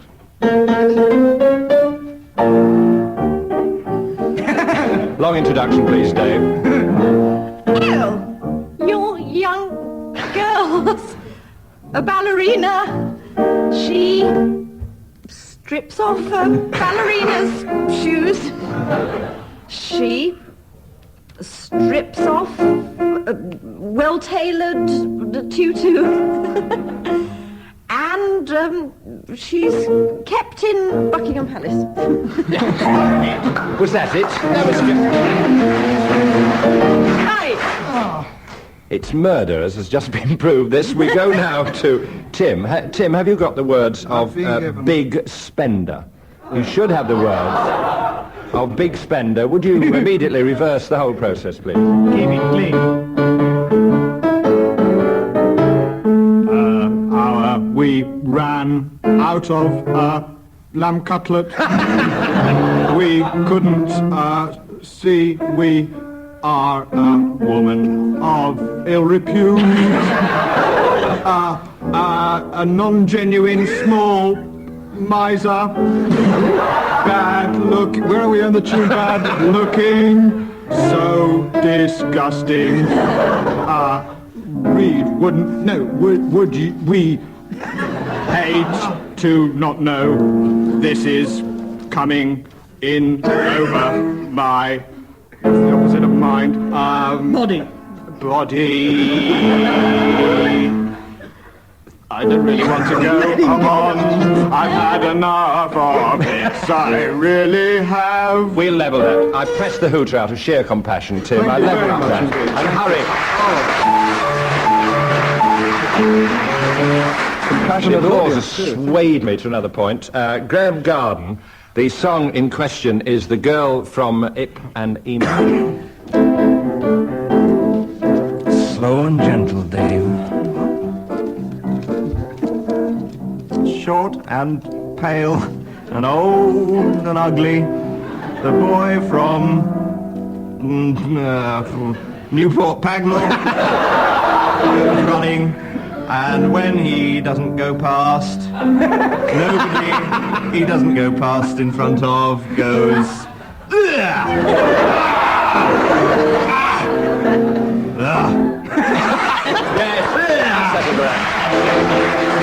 for that. And now it's Bill Oddie regaling us with When the Red Robin. If the conservative aardvark, that's a bit subtle, goes lying ashort,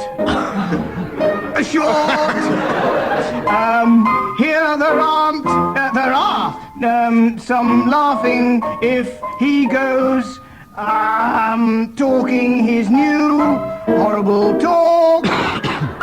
Go to sleep, you wakeful person. Lie down, get into the bathroom, be miserable, the moon is blue, die, cry, hate, and be miserable. I think that's the way. I think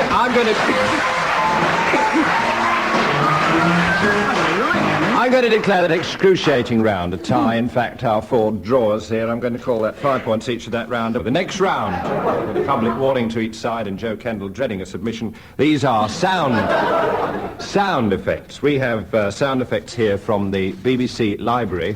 Do hurry up and guess them, because there's a fine if they go back late. We're going to ask you to listen to these sound effects and construct a story which very logically explains what these sound effects are, in fact, portraying. Try and make I'm going to appeal to the audience, not that I often do, but I shall appeal to the audience after this to get a decision on it. We're going to start with Graham, I think, and could we have Graham's sound effect, please?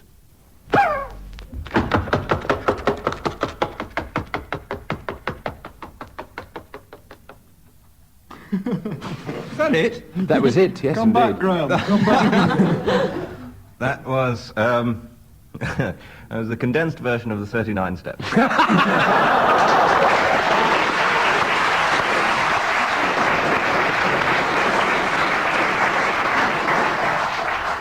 3 points, that single contribution alone. Bill, will you listen to this?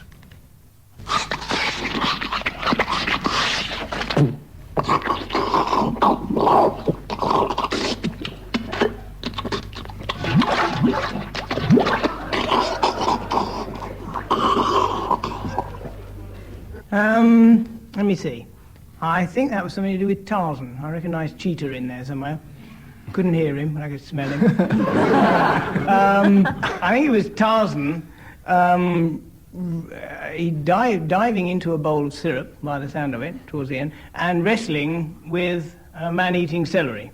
I like it. I like it. 3 points, level a man-eating tiger, but not a man-eating celery. No, Really? so that. No, I do it every night. That lovely. Joe And I Kendall. eat celery. Joe Kendall. Cock an ear to this.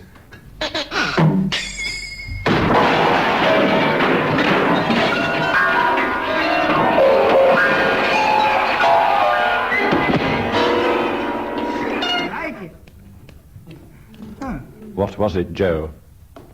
Mrs. Bills's wedding night.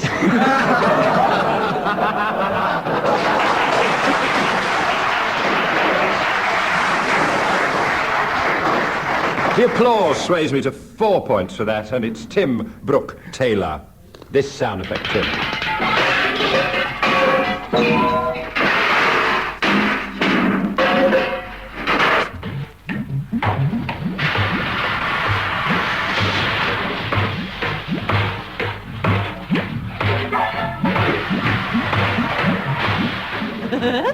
Well, that was the longest, Tim. What was it?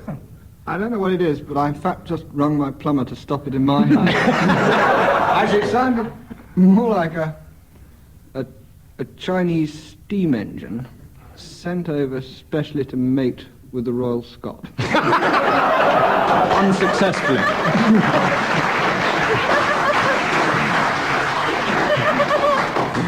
I won't have to appeal to the audience. You, Joe and Graham, you won by 2.75 on that round. We move now to Misleading Readings Mark II. This time it's not only silly voices, but incredible musical renditions. So we will, in fact, start with Tim and Bill. And Tim and Bill are offering The Merchant of Venice by William Shakespeare.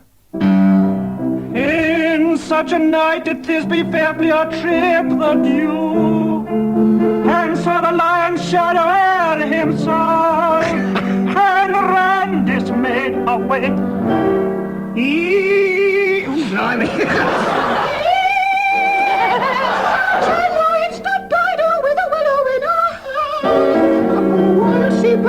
The wild sea banks, the wild sea banks, the wild sea banks, and we're waft aloft to come again, to come.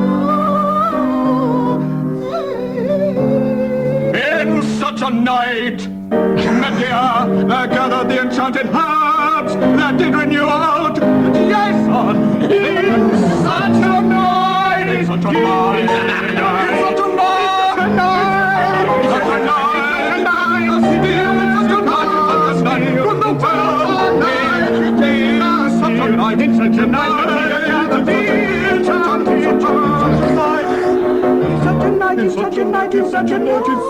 In such a night, in such a night, in such a that did young Lorenzo swear he loved her well. Such a night. It wasn't such a night, actually.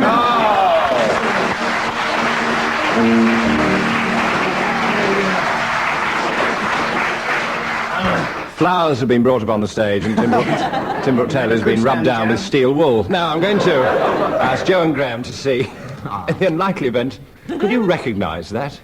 Was it Galton and Simpson? No. Warmish. Not one-off. Warmish. Galton or Simpson? No, just a single person. Neither of them. A rising lad wrote this. As You Like It. As You Like It is wrong, because it was in fact The Merchant of Venice. The Merchant of Venice. Tim and Bill, 5 points for that, I cry. Now, Joe and Graham, would you give us your operatic rendition of a prose piece? And Joe and Graham's piece, Rookery Nook by Ben Travers.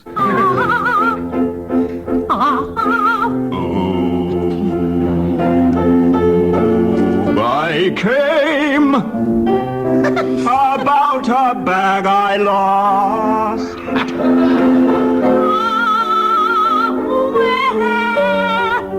Yeah. Oh! No, I didn't lose it. He lost it. I want to know if it's come back. Come back? Come back from where? From wherever it went to. You said it went here. Oh! Mr. Twine. What? Mr. Twine. Mr. Twine. What? Lost your place.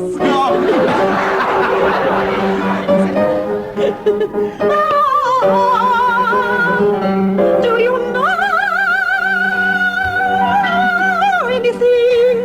No? Yes. Yes. No. Yes. No. Yes. No. Really, it's all right about the bag. Don't mention it. Don't mention it. Don't mention it. Don't mention it. Don't mention it. Don't mention it.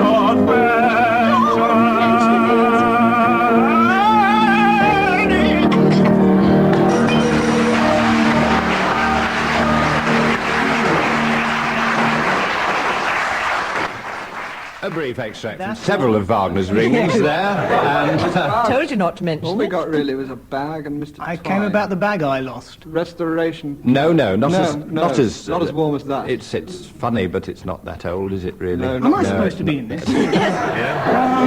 Welcome back, Bill. Welcome back to... It's a funny, not that old Pretty fast sort of piece, really. It's a farce. Oh, Yes. Graham, you've gone too far saying farce. Is it a Ben Travers farce? Oh, is it? yes, it is a Ben Travers farce. It is a Ben Travers farce.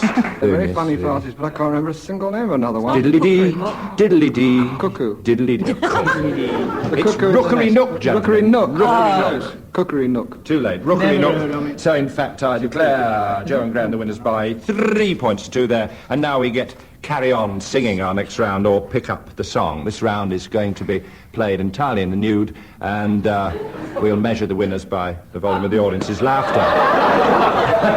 And I'm going to ask one player to start a song, and when he or she stops on a word of their choice, the next player in the opposing team must pick up on the word at which they stopped, but with a totally different song.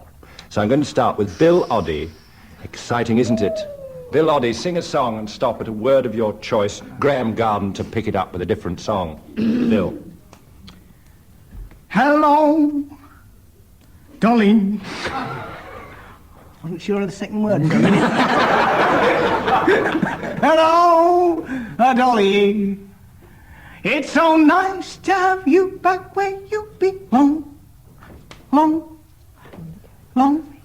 Long ago and far away, way down upon the Mississippi. Where? You're Dr. Point for the wrong river, right? No. Keep rattling. Graham, start a song. The hills are alive with a song in my heart. Of my heart. Bill. Heart, the herald. Glory to me for getting a couple of points there. Glory to the newborn king. King Wenceslas looked out is the one you're throwing over to me. Out. Quick, Tim. Out. And here comes the song My now. hooter is poised. Oh, no, it doesn't. Out the window. Look out. They're coming in the door. I won't allow that. Right? I'm getting all peevish right. now. What? No, it was a time lag, really, a time lag. So we now go to Tim. Back in your agony, Tim. You start the song this time. Oh, the Deadwood stages are coming out over the hills, and the engineers are thicker than porcupine.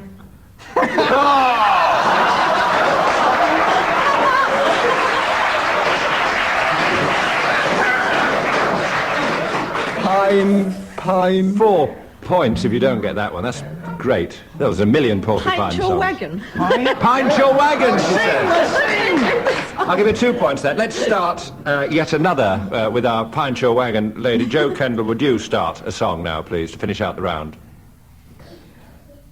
The hills are alive. Allow repeat.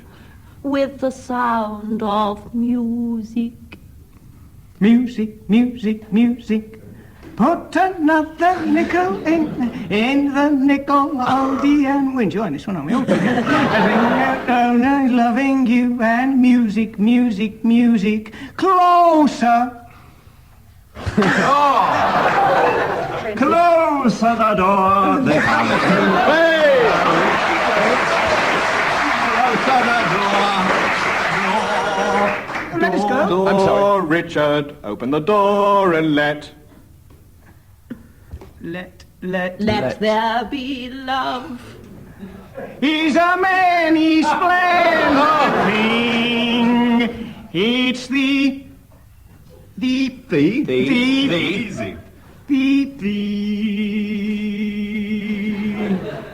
What? Hills are alive. The hills are alive. Sound, sound, sound, sound, sound, sound. It's a good song in its own right. Sound of music. No, sound of gong, ringing a bell. Now let the golden wedding bells chime. That was Let the golden wedding bells chime. Chime. Chime every mountain. Hey! Mountain high, river deep, mountain high. I came in a funny place. High, river deep. It just goes on like that. River deep, river deep, mountain high, river deep. My hoot is poised. Deep, pardon the expression. Deep, deep. Camp down, ladies. Oh, no. That's it. I'm going to declare Tim and Bill the winners of that round by 7 points to 5. Tim and Bill. And now our denouement, ladies and gentlemen, our denouement, in which you'll remember, of course, that early on in the programme I asked our teams to mention some very silly people who'd arrived rather late at the Furniture Salesmans Ball. I'll give one up a name on this. Let's hear first of all from Tim and Bill, who arrived late at the Furniture Salesmans Ball. The first arrival at the Furniture Salesmans Ball from America. Mr. and Mrs. Drawers and their son, Chester Drawers. Oh! Good. Come on. Very good, very good. From Wales, Mr. and Mrs. Owen Ningtable and their son, Di Ningtable.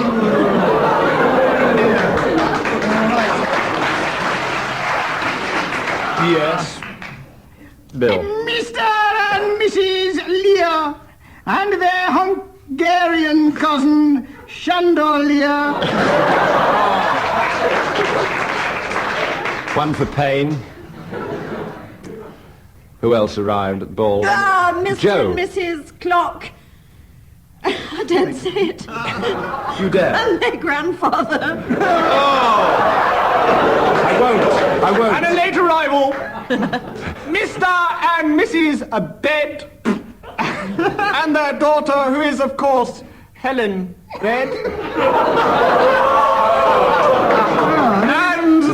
So much of it on radio. And a Dutch couple. Careful, Tim. I had a friend that's already been on earlier. A Dutch couple, Mr. and Mrs. Van Bed and their Welsh cousin, Di Van Bed. Listen, I don't... You're very kind. Another late arrival. Mr. and Mrs. Dard Lamp and their son, Stan Dard Lamp. And the last minute entry, Mr. and Mrs. Net and their taxi driver son, Cabby. Closely followed by yet another contingent for the Furniture Salesmans Ball, Mr. and Mrs. Slong and their revolutionary son, Chase Slong.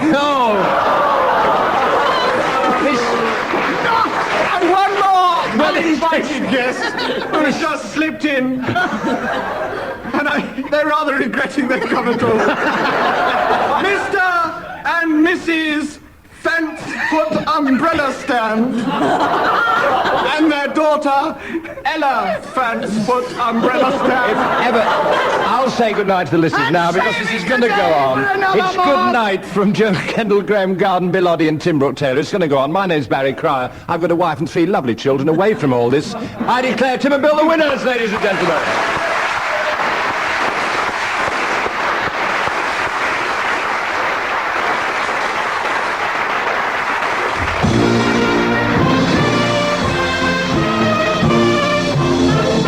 That was Barry Cryer finally getting rid of Tim Brooke-Taylor, Graham Garden, Joe Kendall and Bill Oddie for another week.